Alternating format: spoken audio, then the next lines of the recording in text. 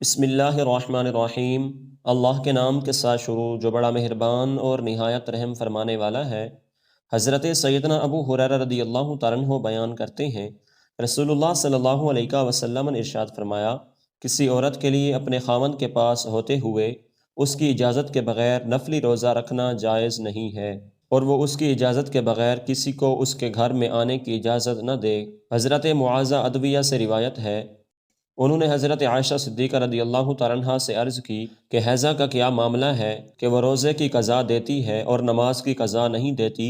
عائشہ رضی اللہ تعالیٰ عنہا نے فرمایا، ہم بھی اس سے دو چار ہوتی تھیں تو ہمیں روزے کی قضا کا حکم دیا جاتا تھا، جبکہ نماز کی قضا کا حکم نہیں دیا جاتا تھا۔ حضرت عائشہ صدیقہ رضی اللہ تعالیٰ عنہا بیان کرتی ہیں، رسول اللہ صلی اللہ علیہ وسلم نے فرمایا، جو شخص فوت ہو جائے اور اس کے ذمے روزے ہوں تو اس کی طرف سے اس کا وارث روزے رکھے گا۔ حضرت عبداللہ بن شفیق رضی اللہ تعالیٰ عنہ بیان کرتے ہیں،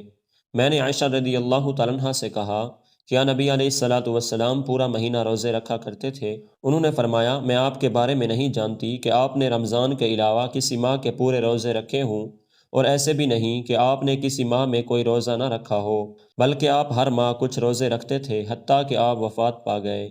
حضرت سیدنا ابو ہریرہ رضی اللہ تعالیٰ عنہ بیان کرتے ہیں کہ رسول اللہ صلی اللہ علیہ وسلم نے فرمایا، رمضان کے بعد اللہ کے مہینے محرم کا روزہ بہترین روزہ ہے، اور فرض نماز کے بعد رات کی نماز یعنی تہجد بہترین نماز ہے۔ حضرت ابن عباس رضی اللہ تعالیٰ عنہما بیان کرتے ہیں کہ جب رسول اللہ صلی اللہ علیہ وسلم نے عاشورہ کا روزہ رکھنے کا حکم فرمایا تو انہوں نے عرض کی، اللہ کے رسول، یہ تو وہ دن ہے کہ یہود و نصارہ اس کی تعظیم کرتے ہیں۔ تو رسول اللہ صلی اللہ علیہ وسلم نے فرمایا، اگر میں آئندہ سال تک زندہ رہا تو میں 9 محرم کا روزہ بھی رکھوں گا۔